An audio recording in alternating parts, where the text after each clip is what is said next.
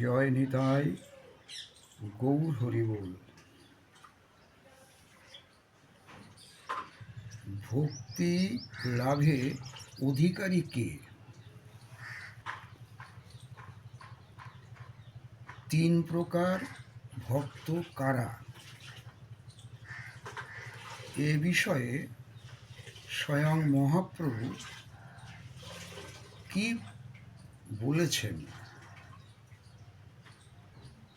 প্রথম আলোচনা, ভক্তি লাভে অধিকারী কে? এ বিষয়ে আমাদের শ্রী শ্রী চৈতন্য চরিতামৃত গ্রন্থে মধ্যলীলা দ্বাবিংশ পরিচ্ছেদ, ভক্তি লাভে অধিকারী কে,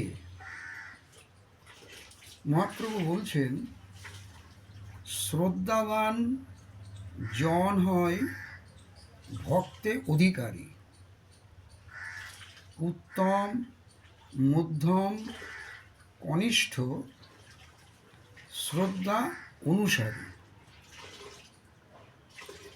অর্থাৎ শ্রদ্ধাবান জনই ভক্তি লাভে অধিকারী হন।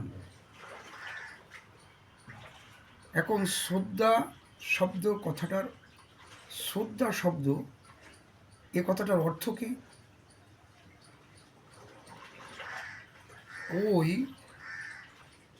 চৈতন্য চরিতামৃত গ্রন্থের মধ্যলীলা দ্বাবিংশ পরিচ্ছেদের ৩৭ নম্বর শ্লোকে বলছেন, শ্রদ্ধা শব্দে বিশ্বাস কহে সুদৃঢ় নিশ্চয়, কৃষ্ণে ভক্তি কইলে সর্বকর্ম কৃত হয়। ৩৮ নম্বর পয়ারে কি বলছেন?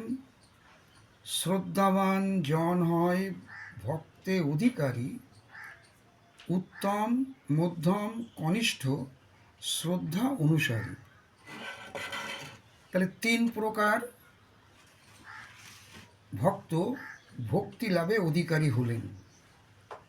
উত্তম অধিকারী ভক্তকে শাস্ত্র কি বলছেন?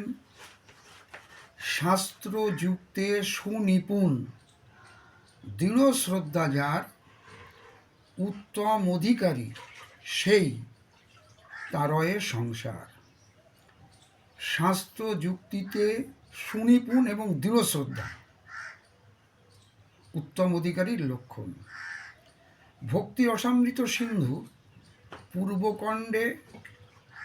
পূর্বখণ্ডে দ্বিতীয় লহরজাম অর্থাৎ ১, ২, ১১ নম্বর শ্লোকে আমরা জানতে পাচ্ছি, রূপ গোস্বামীপাদ বলছেন, যিনি শাস্ত্র জ্ঞানে এবং শাস্ত্র অনুগত যুক্তিতে দক্ষ, অর্থাৎ শ্রীকৃষ্ণই একমাত্র উপাস্য এবং প্রীতির বিষয়, এরকম সিদ্ধান্তে যিনি নিঃসন্দেহ এবং যার শ্রদ্ধাও অত্যন্ত গাঢ়, ভক্তি ধর্মের আচরণকারীদের মধ্যে তাকে উত্তম অধিকারী বলা হয়।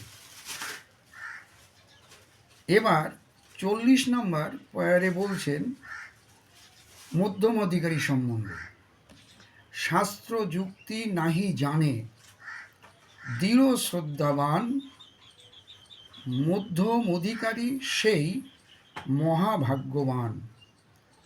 ওই ভক্তি রসামৃত সিন্ধু ১, ২, ১২ নম্বর শ্লোকে বলছেন, যিনি শাস্ত্রজ্ঞানে ও শাস্ত্রসম্মত যুক্তিতে অভিজ্ঞ নন, অথচ যিনি গভীর শ্রদ্ধাযুক্ত, তিনি ভক্তি বিষয়ে মধ্যম অধিকারী।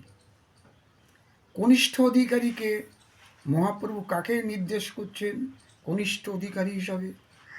যাহার কোমল শ্রদ্ধা সে কনিষ্ঠজন, ক্রমে ক্রমে তেহ ভক্ত হইবে উত্তম। তাহলে হালকা বিশ্বাস, খুব গভীর বিশ্বাস নেই, এ হচ্ছে কনিষ্ঠ অধিকারী ভক্ত। কিন্তু ভক্তি মার্গে চলতে চলতে একসময় সে উত্তম হয়ে যেতে পারেন।